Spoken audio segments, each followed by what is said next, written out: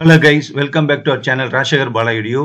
ரொம்ப நாளாக எதிர்பார்த்துட்டு இருந்த ஒரு விஷயம், ரிசல்ட் அது வந்துருச்சு. ஸோ யாருக்கு அந்த ரிசல்ட்டு எப்போ வந்தது, அந்த ரிசல்ட் எப்படி பார்க்கலாம், யாருக்கெல்லாம் வந்திருக்கு அப்படிங்கிறத இப்போ நம்ம பார்க்கலாம். ஸோ பாரதியார் யூனிவர்சிட்டி கோயம்புத்தூர் அவங்க வந்து ஏப்ரல் மே 2025 எழுதின செமஸ்டர் எக்ஸாம் ரிசல்ட்டை வந்து பப்ளிஷ் பண்ணிட்டாங்க. ஸோ இப்போ வந்து தேர்ட் இயர் ஸ்டூடெண்ட்ஸ் வந்து ஃபைனல் செமஸ்டர் எழுதியிருக்காங்க. அதே மாதிரி செகண்ட் இயர் ஸ்டூடெண்ட்ஸும் ஃபோர்த்து செமஸ்டரும், ஃபர்ஸ்ட் இயர் ஸ்டூடெண்ட்ஸும் செகண்ட் செமஸ்டர் எக்ஸாம் எழுதினாங்க ஏப்ரல் 2025, ஏப்ரல் மே 2025.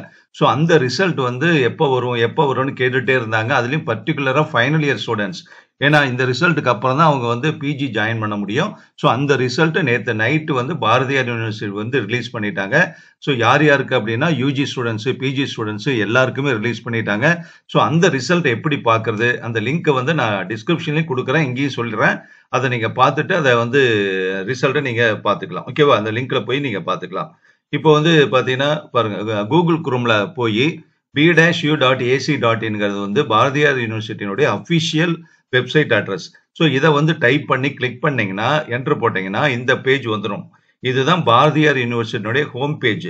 இதில் ஃப்ளாஷ் நியூஸ் இருக்கு இல்லையா, இது ஃப்ளாஷ் நியூஸில் ஓடிட்டே இருக்கு. ஃபர்ஸ்ட் ஐட்டமே அதான் ஓடிட்டு இருக்கு. இது நிறைய போயிடுச்சு, அதனால வியூ ஆல் போட்டிங்கன்னா அது வந்து டிஸ்பிளே வந்துடும்.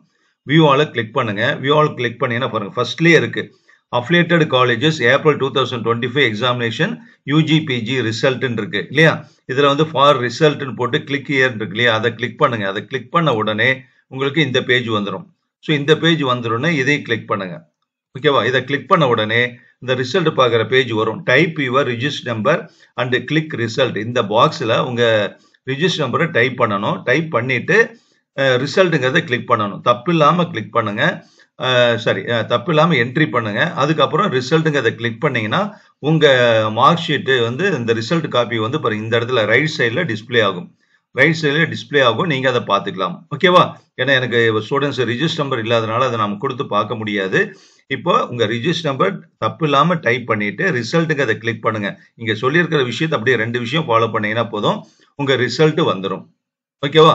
ஸோ ரிசல்ட் இப்போ பார்த்துக்கிற எப்படிங்கிறது தெரிஞ்சிருச்சா? இந்த லிங்க் வந்து பாருங்க, லிங்க் இருக்குது, இதை நான் டிஸ்கிரிப்ஷனில் கொடுக்குறேன்.